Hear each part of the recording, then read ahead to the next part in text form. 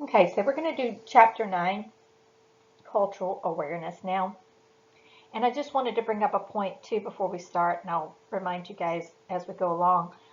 If you have any questions as you view these lectures, write them down or email them to me rather, and then I can address them to you. Or I feel like when you guys have questions, maybe there's more than one person that has those questions.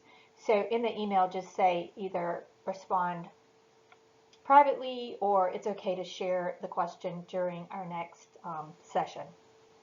Okay?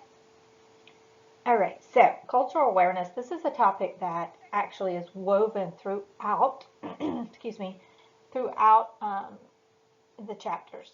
But I like to point out in Chapter 9 some specific areas that we can pay attention to.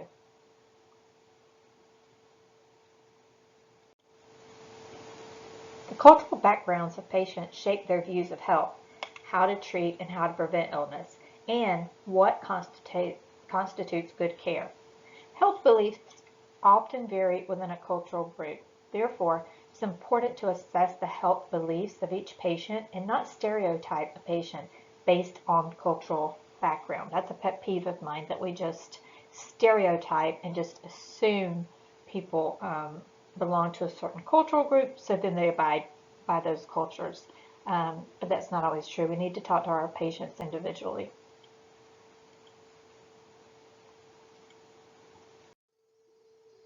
Health disparities are differences in the incidence, prevalence, mortality, and burden of diseases that exist among specific population groups. Despite dramatic improvements in treatments to prolong life and improve quality of life for most individuals, racial and ethnic minorities have benefited far less from these advances. Poor access to healthcare is one social determinant of health that contributes to health disparities. African American, Asians, and Hispanics are less likely than non-Hispanic whites to see a primary care provider regularly. People of lower income, education, or occupational status experience worse health and die at a younger age than the more affluent. Health care costs are one of the important factors that contribute to health disparities. Health disparities exist between men and women. Adult women use health care services more than men, but women may not receive the same quality of care. Older adults are at risk for experiencing health disparities in the number of diagnostic tests performed and aggressiveness of treatments used. Being a lesbian, gay, bisexual, or transgender places one at risk for health disparities. Personal, family, and social acceptance of sexual orientation and gender identify affects the mental health and personal safety of LGBT individuals. Discrimination against LGBT persons have been associated with high rates of psychiatric disorders, substance abuse, and suicide.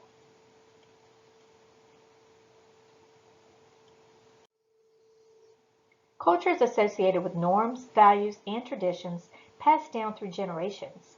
It also has been perceived to be the same as ethnicity, race, nationality, and language. A more contemporary view of culture acknowledges its many other facets such as gender, sexual orientation, location, class, and immigration status. Culture is a way of life for a group of people. Dynamic and ever-changing, not always shared by all members of a cultural group.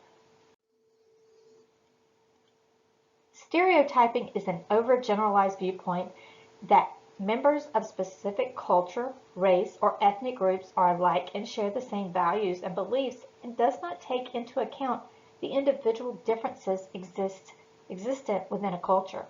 Ethnocentrism refers to the belief that one's own culture and world view are superior to those of others from different cultural, ethnic, or racial backgrounds. So What that term means is that they think that their own view is better than anyone else. Healthcare providers need to remain open to various perspectives, maintain a non-judgmental view of values, beliefs, and practices of others. The goal of transcultural nursing is the discovery of culturally relevant facts that can guide the nurse in providing culturally appropriate care. I just want to mention one of our theorists when we're talking about transcultural nursing, and that would be Madeline, first name Madeline Leninger.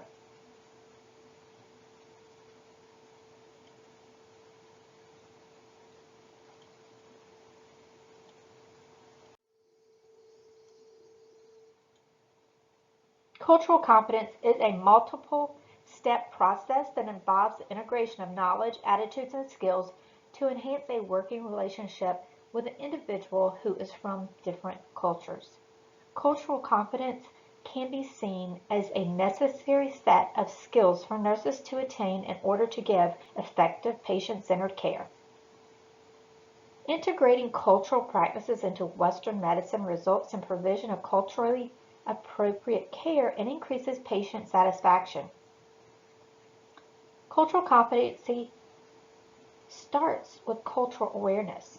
Becoming more self-aware of your own biases and attitudes about human behavior is the first step in providing patient-centered care.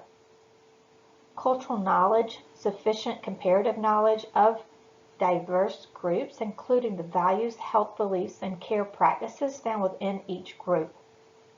Don't stereotype various cultural groups. Approach each person individually and ask questions to gain a better understanding of his or her prospective needs. It is helpful to think about cultural competence as a lifelong process of learning about others and also about yourself. I personally find this fascinating to do some of this study. Many cultures have folk healers, also known as traditional healers. Spirituality and religion may affect a person's belief about health, illness, and end-of-life care. You can use several interventions to meet a patient's spiritual needs, including prayer, scripture, reading, listening, and referral. Communication refers to an organized pattern system of behavior that may be verbal or nonverbal. For example, patients who are Asian or Native American may avoid direct eye contact and consider it disrespectful. Patients sometimes nod their head or say yes as if agreeing, but they may actually be doing this because it is culturally acceptable manner of showing respect.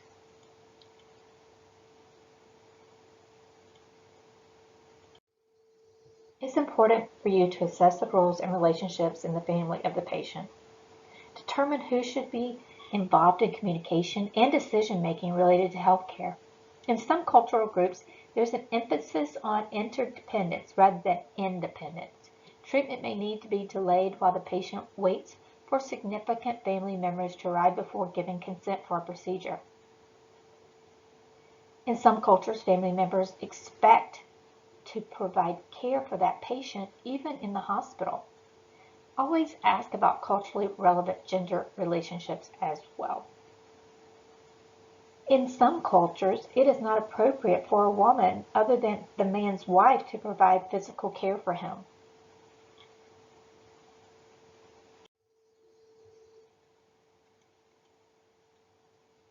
Personal space distances vary from culture to culture, as well as within a culture. For European Americans in the United States, the intimate distance ranges from 0 to 18 inches, and the personal distance ranges from 18 inches to 4 feet.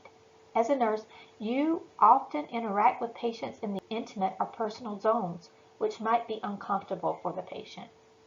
Physical contact with patients conveys various meanings depending on the culture. It is important for you to ask permission before touching anyone. Food is an important part of cultural practices, including both the food that are eaten and rituals and practices associated with food. Recent immigrants may be at risk for physical and mental health problems for many reasons. Conditions in their countries of origin, poor nutrition, sanitation, civil war, may have resulted in chronic health problems. In addition, relocation is associated with many losses and can cause economic hardship, physical stress, and mental distress. Some medicines are more effective in certain ethnic groups than others, while side effects may also vary among individuals from diverse backgrounds. You need to be aware that many people use both cultural remedies and prescription drugs. Seek out information on potential drug and herbal product interaction from the pharmacist. Honor the patient's choices if safe. In regard to psychologic factors, the meaning of illness and the cause may vary from one culture to another.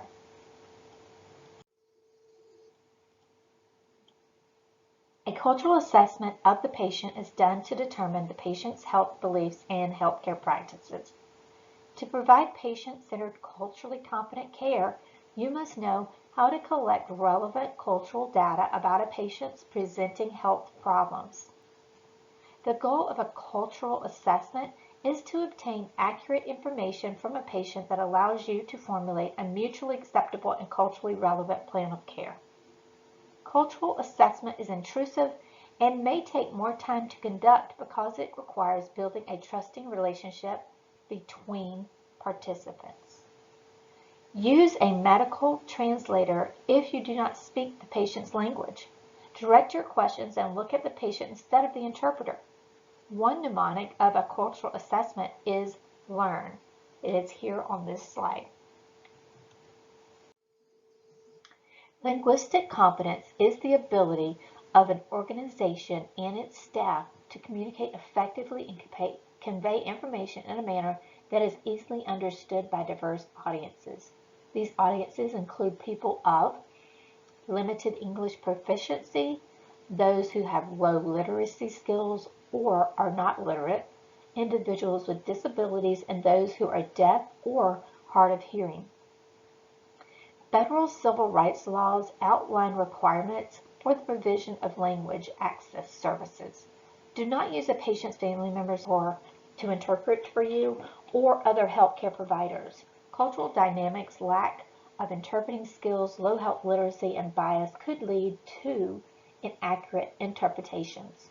Health literacy is the ability to obtain, process, and understand health information needed to make informed health decisions. Studies show that health literacy has direct effects on health outcomes, linking poor health outcomes to limited health literacy.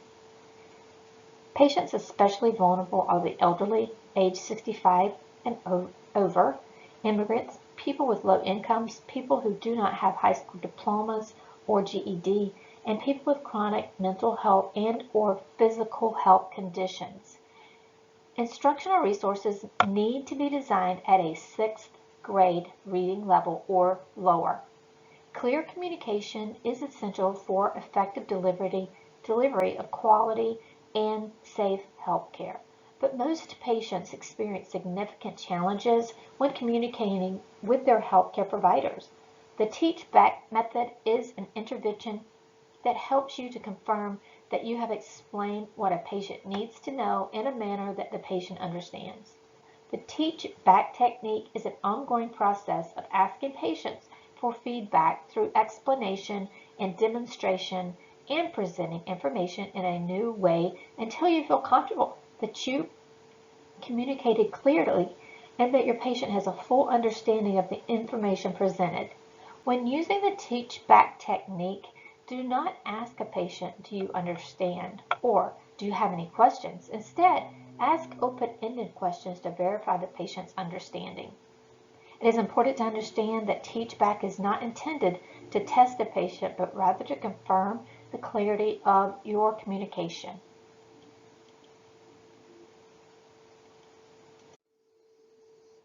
The nurse is performing an assessment of a Chinese American patient wearing a jade bracelet on her left wrist. The nurse asks the patient about the significance of the bracelet and whether it can be removed before the scheduled diagnostic procedure. What behavior has the nurse demonstrated? It is for cultural competence. The adult children of a patient who is Hindu have requested a vegetarian diet for the patient. What is the nurse's most appropriate response? That is 1. Order a vegetarian diet for the patient.